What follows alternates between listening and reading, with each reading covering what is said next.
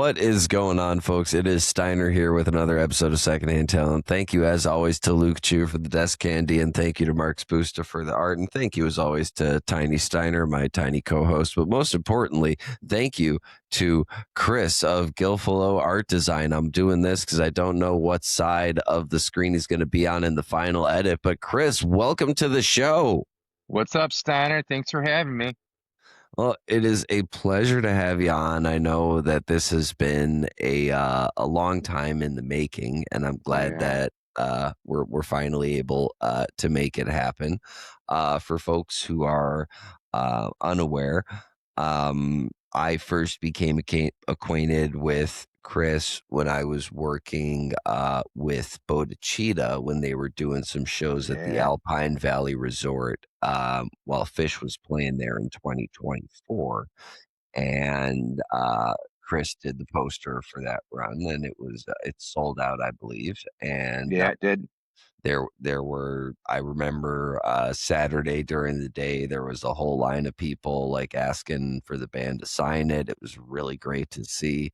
And it was really awesome getting a local printmaker to be able to participate in the event and be a part of it. And that's really, I think, gonna be the heart and soul of what we talk about here today is, the emphasis on bringing in, because really, with Secondhand Talent, the rising tide lifts all ships. We lift each other up, and bringing the people we know into the fold who do good work. That's what this is all about. But before we get into all that, just like everyone else, got to ask you the first time that you had heard the term secondhand talent, not having heard it before, what came to mind? What came to mind? Something cool that I wanted to be part of. Something that was local. I first was introduced to it, obviously through Bodhicitta, and then watching and going down a long line of watching videos via YouTube and Instagram and all sorts of stuff, and just kind of falling in love with it. So I was super stoked when we finally got to connect at the Alpine, and right after Alpine, and talked about it. And now finally, almost a year later, year and a half later, I'm finally here with you after our paths kind of finally brought themselves together. You know, for our readers and listeners, please go on YouTube and look at the video, because I was kind of sitting there, was kind of like a little slack jawed expression on my face because, like, my usual response to whatever the answer is of that question, and it is going to be the same response, but there is an addendum. The response is I never get the same answer twice.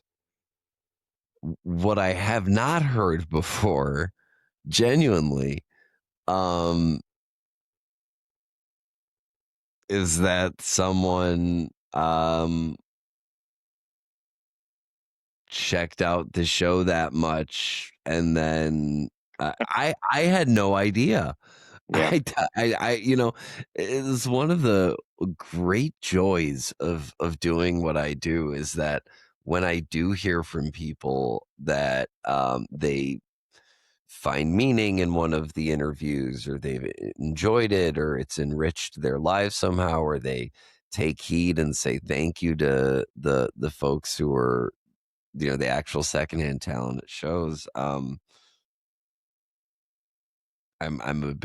a bit taken aback. I mean, I'm kind of interested to see your reaction. I mean, you don't know this at the time. I mean, it's aired by now, but our 100th episode is what we kicked off this season with, and we had the artist of this shirt, Mark Spusta, Yeah, as great our guy. 100th guest. And I mean, how about that? Yeah, Of amazing. of all things to happen. I really Um, liked the Joe Marcenik interview you did. Um, he's a super genuinely nice guy, and so in fact, I watched it again today through the Instagram channel, and man, some really cool people that you've had on, and so I feel honored to be here. Um, it's an amazing thing. So Well, I appreciate I'm laughing because I don't really know how to respond. I appreciate that so much. I think what you do is really exceptional. I mean, you don't do just any kind of printing, you do a really specific kind of printing, and Mhm. we actually had our first line of cut artist on the show last season, Isadora Bullock, um, and it's a really unique process, and one thing that I've learned in m throughout the span of this show so far is that no matter who I interview, no matter what capacity they work in, no two people reached that destination the same way. So I'm extraordinarily curious. I do know that Gilfalo began in 2017, but before that, talk to us a little bit about what your history was with live music leading up to it, with art, with printmaking in general, and kind of how it all came to a head then about 8, 9, maybe 9 years ago from the time of this Uh, airing. yeah, yeah. Well, I mean, my music history goes back a lot of ways. I saw my first show when I was about 9 or 10. I saw Bachman Turner Overdrive at the Marinette County Fair. That was one of my first concerts. Not See? at the same place, but yes, Yeah, BTO, yes. yeah, yeah. My aunt took me to the show, My and I dad didn't. took me. Yeah, I didn't know much about it. I mean, I was young, I was there mainly just to ride the Ferris wheel, and I got kind of sucked into going to the show, and they're drinking beers, and I'm sure they were smoking I didn't know back then, and so I just kind of fell in love with music from that start. And then my first real, I consider it my first real concert that I went to was Bruce Hornsby on the Range, and it Mm. would have been about 1984 or so at Summerfest. And it was my first time going to Summerfest by myself. A couple of my friends and I went down there, and I was like 12 years old or so, and just kind of was like, "Wow, this is incredible!" And went back the next night, saw In Excess, and it was just an awesome experience. And I've been going, I mean, for 30 some odd years now to Summerfest every year to check out so many different bands. I love live music. It's been part of my life since I was a kid, and I continue to be on it every single day now. For those of you who are reading, listening, or viewing from outside of the Midwest, Summerfest is a week's, months long spanning music festival that takes place every year in Milwaukee, and it features some of the greatest bands from across the nation that you have and never have heard of, and it is always a treat. Last time I was there, I think, was in 2019. My cousins, former guests and friends of the show as well, the Moon City Masters, opened up for, I think when Turquoise was still together, I think it was Turquoise, Mm. and then, and they were playing the talking headset with Adrian Belew, and, Cool. I think it was that set, and they were opening, and, they actually crashed at my place, and we went to Summerfest together, but it's awesome that we've got a lot of and that really brings us back to, like, the local aspect of it. It's real like, I'm curious, when was your first time going to Alpine? My first Alpine show was 1987/88. I don't that remember. It was for the Monsters of Rock festival, and it was Metallica, um, Dokken, Kingdom Come, the Scorpions, and Van Halen. And I remember I know, right?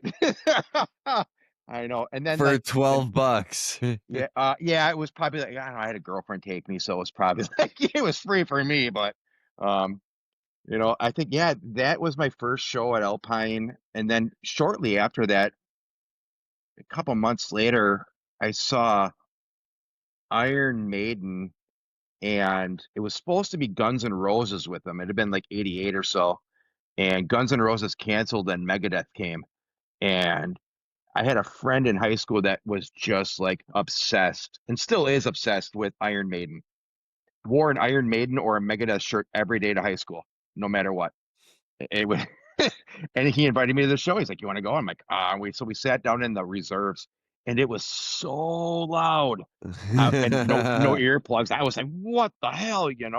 And so we had to go all the way back in the grass because it was just so damn loud. But that was my big understanding of Alpine Valley, and then from there it's just been shows upon shows upon shows I over mean, the years. the fabric of that place, I mean, my first Fish shows were there, as were my first concerts ever, in June of 2009. Mhm. And, I mean, there's lore. There's lore to them their grounds, and, lots happened there over Oh the yeah. decades, allegedly. Um and, it's kind of wild that that's the place that brought us together. What is it when did you start, clearly going to concerts from a young age, but when did you start, your artistic journey? Like, as far as, As a kid, I remember I must have been about 10 or 11, and I just had gotten like a few records. My first record I ever got as a gift was Twisted Sister's Stay Hungry album. And and God knows why my sister picked that album. I had no clue, but I fell in love with it. And then I went out and bought Led Zeppelin 2. Me and my buddies split it, $3 a piece. We bought it at the local Kmart, went home, and we put it on the record player at his parents' house, and we're just blown away, by Jimmy Page. I mean, just everybody was just, it was such a great experience. Um, and so I started just really like falling more and more in love with music like that. And I don't know, just kind of going like that. And then it just kind of started going to live shows, and it just kind of, I mean, like I remember seeing Fish for my first time was in '03. Um, just good times, man. Good times. when did the printmaking and designing begin? Um, like 2017. So Like I've this always been, really was a later phase for you that more yeah, I've so always than been, a beginner type thing. yeah, I remember, drawing a lot as a kid. I remember drawing my first scorpions. Someone had given me like a scorpions tape or something like that, and I was like, oh man, this is incredible. And I drew like some scorpions out on a piece of paper and hung it on my bedroom wall, and just kind of always fell in love with drawing and doodling and just having a good time with that. And um, you know, the printmaking actually started. My wife and I were living up in the Poconos up in northern Pennsylvania. We were we were studying at a yoga ashram for a couple years, and in 2017 we had gotten like 48 inches of snow in 2 days. And my wife was like, what do you want to do? Because and everything, you can't get into town, you can't do nothing. Everything is shut down. Generators on. You can barely know. Yeah, it was a lot of snow. you Nope, know, got nothing. I got so what a reason why it happened was like a couple years prior to that, I had made friends with Jim Pollock through a mutual friend of mine, and he had taken me down to the studio down in Chicago to see Jim one day, and just kind of hung out with him. He was doing some printing and just got to know him. And I'd been listening to Fish for many years prior to that. Um, and after Jim's visit, I was like, you know what? I want to try block printing. So I went out and bought like these little 4x5 blocks, and I bought some carving tools, and they sat in a drawer. Sat in a drawer for 7 years. Life was busy. Didn't do crap. I was doing other stuff, working. Life do be lifing. Yeah, and then so we got the snow, and my wife Danny was like, "Well, what do you want to do?" And I'm like, I don't know. She's like, "You should go grab those blocks and the carving tools and carve something." And I'm like, "All right, that sounds fun. What the heck? Why not?" So I did, and here's the block that I carved. the small little Volkswagen bus. Yeah. Oh, And yeah, there it is. Yeah, I see the yeah, relief. Yeah. yeah, I still Oh, print yeah. with it to this day. How And about that? so I carved this and I printed it and I printed like, I don't know, 10 of them or something like that. And what's the And printing process for something like that like for our something like that. listeners, readers, and audiences who Yeah, aren't of course. aware? Like, Draw out the Volkswagen bus on a block and what on a are you piece of linoleum using to draw pencil. that? Oh, an Yep, actual just a pencil. pencil. Yeah, Okay. right here. So just a pencil, draw it on there, and then my carving tools. I use a flex cut palm tool. They're my favorite brand. I hands down. I started with Speedball for a while, and then moved on to these. These are a little bit higher quality, nicer. They fit my in my hand, in the palm of my hand, a lot better. And you start carving it down, just whittling it away like if I was to carve it down like this. It's kind of hard to see, but um, until it's ready to go. And then I would take a small little brayer, which almost kind of looks like a paint roller for the most part, and put some ink down and roll it across it like this. And then take a piece of paper and I would take a spoon, either a wooden spoon or a metal spoon, once the paper's on here, and then I would just like rub the spoon on the back of the paper, which then would imprint the image that's on the block onto the paper and peel it off and it's there. Old school. Where's my Staples button? Um, that's that. Okay, wait. Now I'm assuming here, but correct me if I'm wrong. There's got to be a specific kind of ink, you know, that you're using to not stain the wood permanently, or a cleaner, and then also a paper that's meant to absorb that ink under, let's say, under maximum pressure. Yeah, I mean, paper is paper. It's all porous, right? And so you could use any type of paper that you really, really wanted to. It's going to matter on how much of a pressure you put on it. When Interesting. yeah, they call it burnishing. So you're Does it burnishing the, matter does it matter as well the volume of ink that you use, or yeah. is it just about the pressure? No, it's about the ink and everything. There's multiple inks out there. I started off with a water soluble ink made by Speedball. It's a fairly inexpensive ink. But when I first started, it was like, well, I'm not going to spend a whole bunch of money on some really high quality stuff if I don't like it. And so I use that, and just a matter of how heavy or how thin you can roll it on the block and how much pressure you put on it with your spoon. And eventually over till I bought my big press. I mean, I did the spoon tactic for 4 years or so. Everything that I did from 2017 to 2021, I used a piece of paper and a spoon and I burnished every single thing I did. So every one of my beginning of my fish prints that I did for fan art was all done that way. Um, You and I think s I started, you yep. spooned your way through the first 4 years of your career? That's Yeah. the Hey man, my wife will tell you I'm a good spooner. So yeah, I mean that's how I started. And just kind of worked my way, just designing and that's no, drawing and let's pause on that because, yeah, like,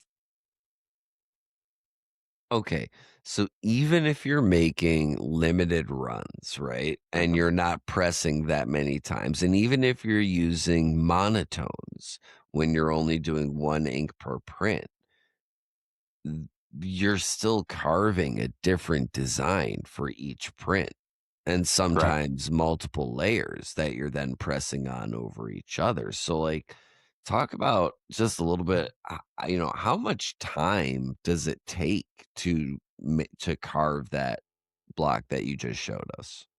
I mean, back then it took me probably 2.5 to 3 hours to carve this because I was super careful and was really starting to learn. Now, I mean, I could carve this block in 8, 10 minutes. It's it's real quick, But I don't carve stuff like this anymore. I carve 12 by 18 pieces of linoleum, much like here's one right here that I'm working on right now. It's kind of hard to see because it's tinted like a pink because I laid down a color, but um Is that a it's for rose imprinted on it? yeah, it's for the Greendale High School. It's a local high school here in Milwaukee. Yeah. Their their marching band is going to play at the Rose Bowl on the Oh, 1st of nice. January. And so I was commissioned by someone here in Milwaukee to do two concert prints for that, this being one of them. And then I've already finished up another one. It's on the drying rack right now. Um, so this is the size that I do now, just, So, large scale. talk a little bit about the difference between carving wood and linoleum. I mean, it's the same thing for the most part. I don't really carve wood. I have once. Um, I had a hard time with it because you really have to pay more attention to the way of the grain of the wood is. And so Um, like if you're carve it the wrong way, you could take out a large chunk of wood and that could be a big mistake. So I find carving linoleum much easier. Um, it's easier on my wrist, it's easier on the tools. But then I can't really speak too much about carving wood because I've only done it once. I tried carving a piece, so I can't really speak, what the main differences is. I just know that, it is what it is. I mean, It is what it ain't.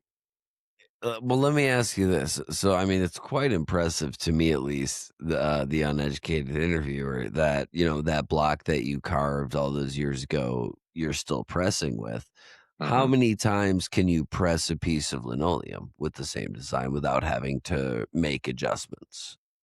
I mean, I think with something small like this and your hand burnishing it, I mean, 10,000, 20,000 times. I mean, it's the amount of pressure that you're Oh, putting on it. okay, yeah, all right, You yeah. know? Like I said, uneducated interviewer Yeah, here. yeah, Like yeah. I mean, who knows? I mean, I'm I learning guess, with the audience. That's what yeah. we're.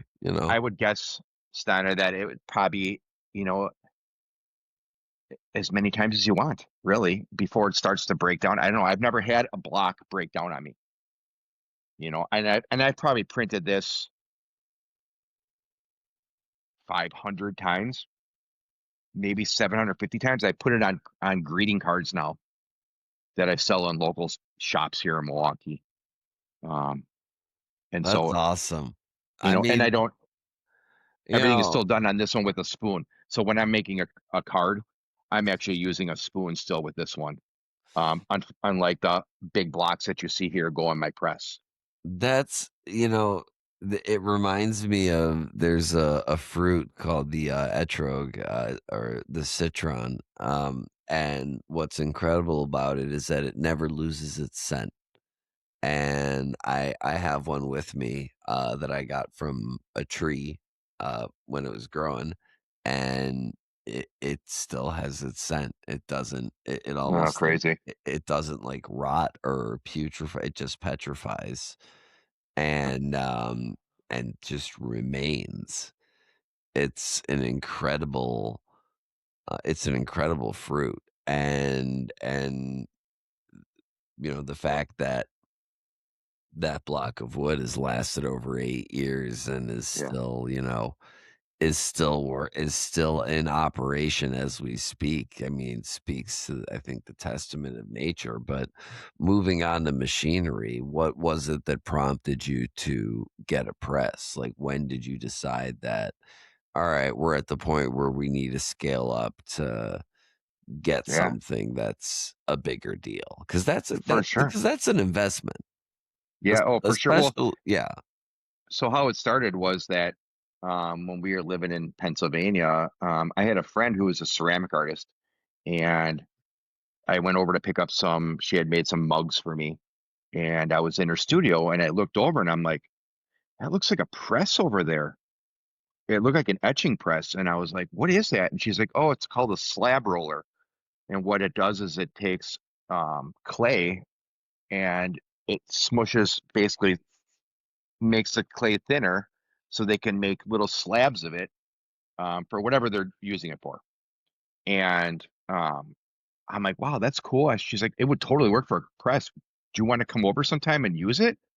And I'm like, well, I print early in the morning sometimes, like 4 or 5 o'clock in the morning. I'm up. I'm an early riser.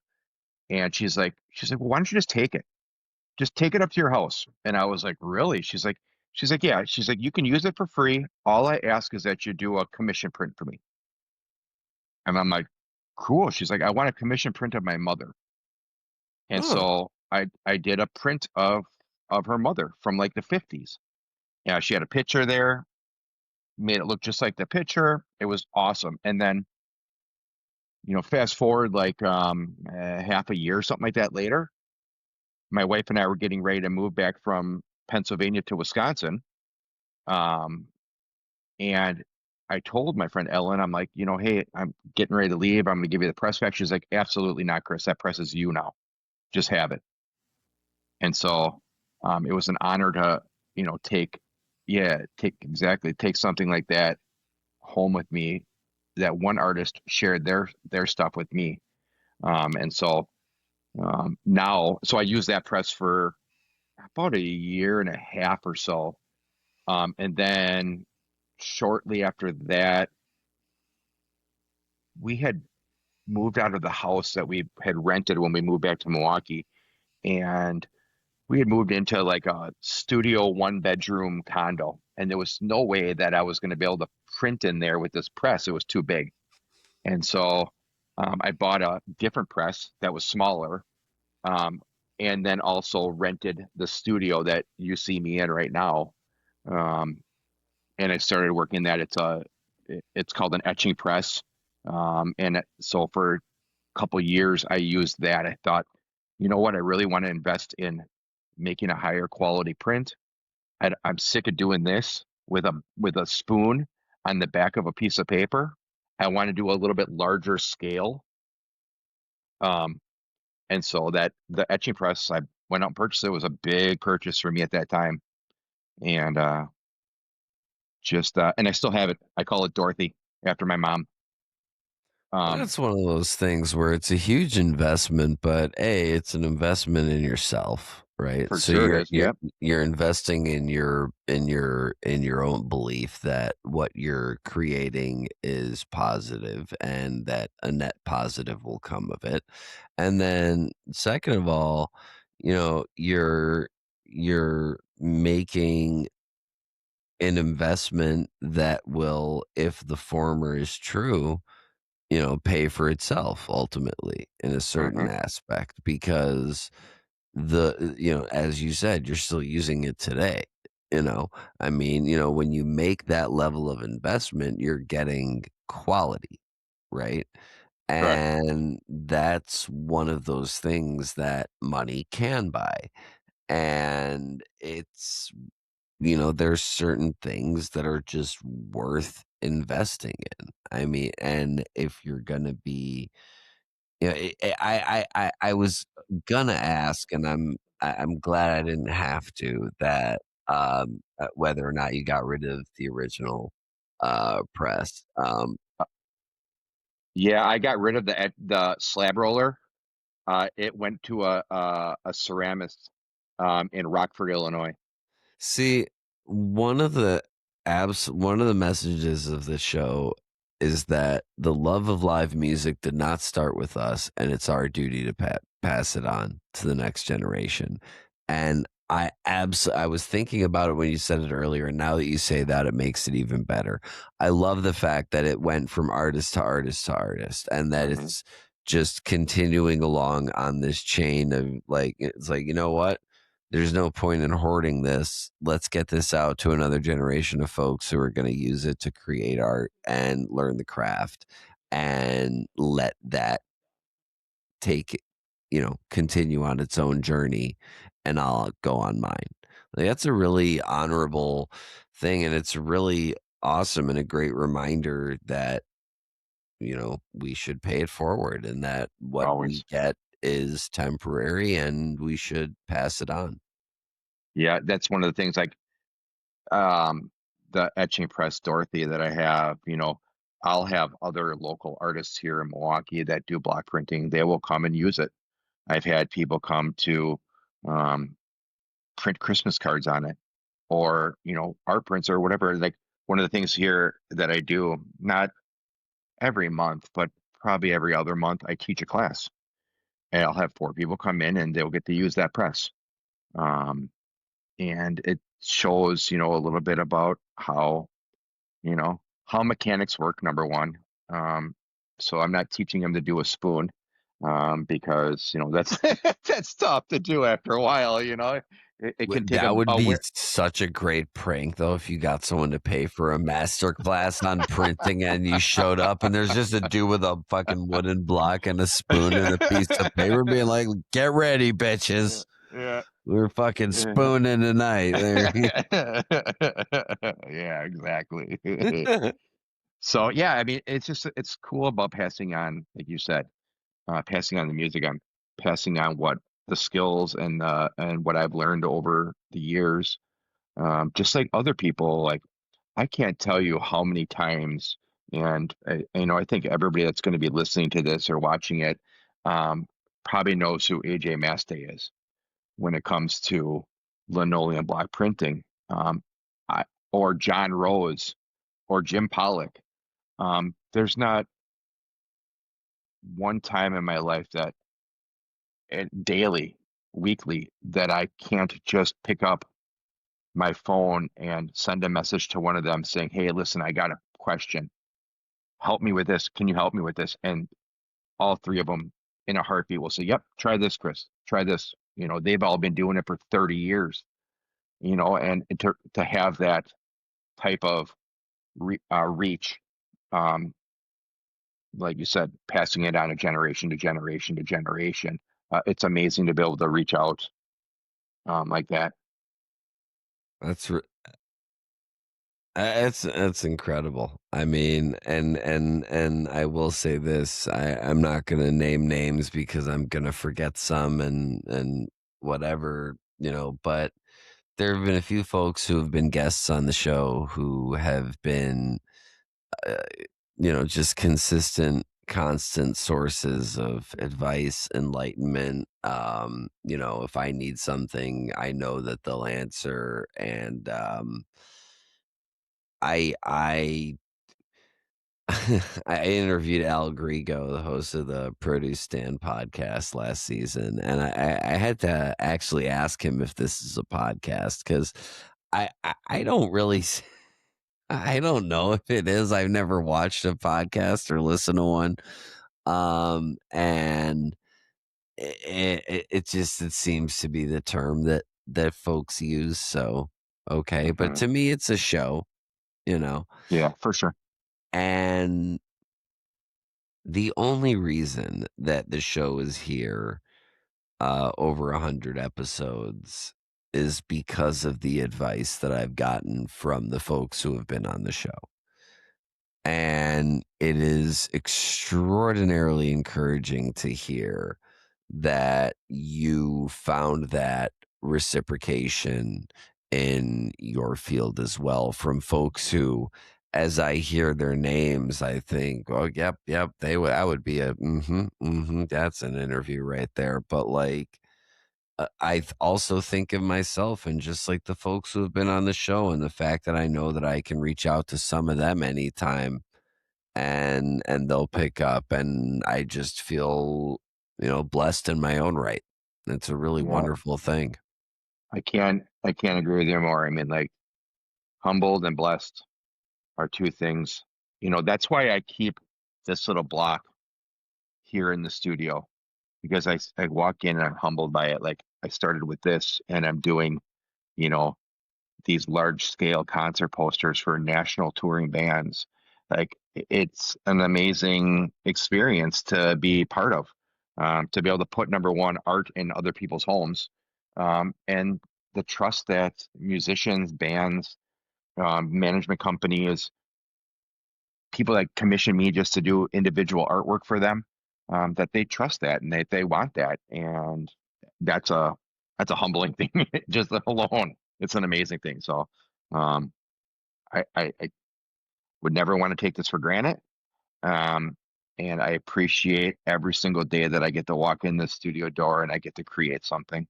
If you take things for granted, it's a real hard life. Yeah, that's not the way I want to rock. So let's just roll on to the next topic, shall we? So currently you're doing a different style of printing. So you went from woodblock, which, happened once, and then the clay press with linoleum. What are you working with these days? Yeah, I'm working with linoleum still, but now I'm working with a much bigger press. I'm working with a Vandercook Universal One. It's a fully automated press. Um, Works very similar to like what the etching press is, but instead of it, you actually drop the block down into a lowered bed, and a roller goes over the top of it, much like like Isadora uses, or Jim Pollock uses, or actually any of them, John Rose, AJ Maste, they all have Vandercooks that they use. I was given an incredible opportunity about a year ago to purchase one from someone um, out of they had it at their basement in Muncie, Indiana, and I was turned onto it through a friend of mine, and that friend reached out to another friend and said, "Hey, there's a press for sale if you're interested." And I'm like, and that friend lived in New York, and I said, "I can't drive all the way to New York; it's going to be too costly." And he said, "No, it's in Muncie, Indiana." And so my wife and I took a road trip down, fell in love with it. In fact, it was at a place called Tribune Show Print. Tribune Show Print is the second oldest letterpress business in the United States, next to Hatch Show Print down in Nashville. It's been Wow. around. Yeah, I think it's been around since like I'm not going to know the exact date, but I'm guessing like right around like 1890s. Well, how old is this machine? If you had The to. machine I'm using for right now is from 1961. Do Wow. you want to see it? Yeah, let's take a look. Let's take a All little right, trip. For the let's folks who take are it. listening, you'll just have to listen to me talk while we take a trip over to go see it. But right Yeah. now, we're taking a walk over to go see the press. So this is why you should go ahead and watch the video on YouTube, folks, is so you can see things like this. Holy. So there's a. I don't know if you can see it very well, but No, I can um, see it. We can see it. yeah, the presses. I was printing earlier, so it's kind of cleaned. It's kind of open right now. But basically, what happens is um, this big steel roller here will, when there's a block in the bed itself, hang on, when there's a block in there. So, for instance, let's put one in there. A block could be in there. I can't put it all the way in there because the bed's here, but a block will go in there. And when this machine goes back and forth over it and the piece of linoleum is on here, it'll imprint it into a piece of paper. I turn the machine on, but it's really kind of loud. No, yeah, And no, no, we it'll don't. really, really kind of mess things up. Um, but yeah, this is the press. It's an original 1961 Vandercook Universal One, um, and it's fully automated. So now, instead of, much like Dorothy is right here. You can kind of see Dorothy right there. Mm, Um, yep. I used to have to turn this, and this bed, this composite bed here, goes back and forth, and you would hand crank it like this over Oh, and over and over again. Now with this one, I hit this button right here, and it prints it for me and comes right back, and then it prints it again and again and again as many times as I hit the button. Um, the speed and the quality is far far beyond none. It's just an incredible machine. I'm so lucky and so honored to have it. That I was given what the does it opportunity to. take? What does What do it you mean? What? take to get a machine from 1961 automated like that? Well, it was originally automated in 1961, so they stopped making these presses in 1970 or 71. Oh, And so so these are like you can't get these. no, these are few and far between in the country. I mean, like some print shops will have them. I mean, I know that Isadora has them, and AJ has like four or five of them. Jim's got two or so, two or three of them, two of them, I think. Um, and yeah, they're few and far between for a small printmaker like myself to be able to have the ability to buy one. It took a lot. It took up, you talked earlier about investing in yourself and investing in your product, and much like you have your microphone or your headphones or anything that you deal with. It's the same thing for a printmaker. I remember upgrading from using little cheap brayers to buying like a $400 brayer, and I was like, wow, it's a lot of money. And but it increased the feel and the look and the texture of my prints. And it And was a good investment for me. you mentioned 2 things, but, like, also I think folks should consider, see Mark Spoose's interview, if you need to look any further, but there's also paper to think about, there's ink, there's so many For other sure. components in the process of creating a print, beyond just the idea and the machine. There's so many elements of it that have to come together to work right in order to create the finished products like the ones you see on the wall behind you. Yeah, I tried so many papers over the years, from cheap paper to, uber expensive paper. I found one that I really like. It's a Legion Stonehenge paper. I use a 90 pound um, archival paper. It's wonderful. It prints really well. It holds the ink well. I can build up the layers of ink on top of one another very, very well. Um, and it's a nice feel to it. It makes a nice concert poster, you know, as as you can see on the walls. And um, when you go to your favorite bands or something like that we're doing a poster for, you can feel it, you can touch it, you can be like, wow, it's a really nice paper.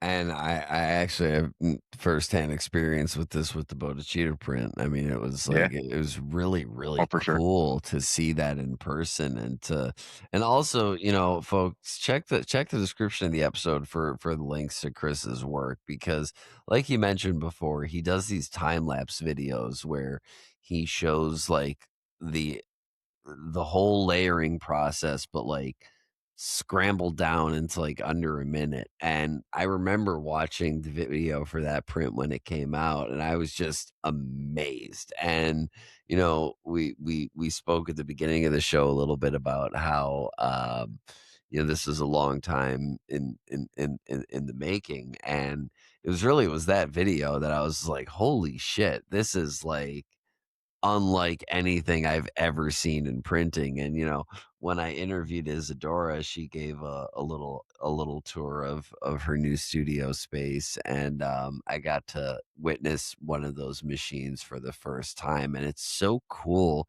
hearing a little bit more about the history of it and how scarce they are and how great it is to see them remaining in operation 60 plus years later and So here cranking out good work. here's a little fun story. um I purchased the press from this place down in Muncie, and they they were gonna bring it up for me. They were gonna deliver it for me. And my studio is on the second floor of an old industrial building, and the only way to get it up here is it had to be forklifted up. And so one of my friends that has a forklifted it up through some bay doors on the second floor. Well, when we were moving in, you have to take it the not the long way, but the width way. And so some pieces of wood would go underneath it. Then you put a pallet jack underneath it, and you have to pull it. And it's like 1,800 pounds, right? And it's not thinking very smart of me, but I didn't measure the hallways.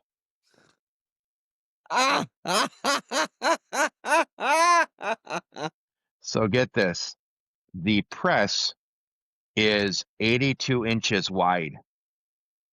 The hallways are 82.5 inches wide. Oh god. I had a 1/4 inch on each side Oh god. pulling a 16 or 1,800 pound press on a pallet jack down the hallway. I took out part of a wall. I scraped it, just a big mark on the wall because it went a little sideways. And there's three of us pushing this thing because not one person pulled 1,800 pounds. But yeah, And it's so almost a ton. What do you like, exactly. And so one we had person pulling the thing? Like, let's not like, come on, let's not. I'm not. I yeah, wasn't a math teacher, but come on, like, let me. yeah, we had to take the doors off of my studio to get him through the doors. And I wasn't thinking. I'm like, fuck it, it's going to be able to get in. And no, it was really, really tight. And I'm thinking to myself, oh my God. And after it was all set and done and put into place where I wanted it, I was thinking to myself, man, if that wouldn't have fit, what would I have done? But it all worked Yeah, out the way it was supposed to, right? And it's here and it's being used well and printing almost every single day.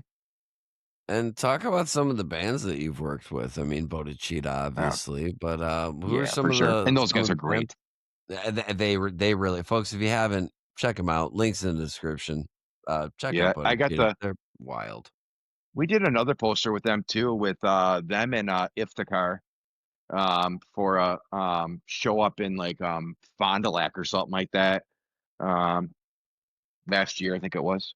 But yeah, but we've been fortunate to work with some really great bands from local to regional. Like, I mean, I can. There's so many dogs in a pile. Um, Here come the mummies. OFO. And if you don't know who they are, check them out. They're awesome. Same with this band right here, 13 Monsters. Oh They're like yeah, they're out of Chicago. They're killer, man. I love them.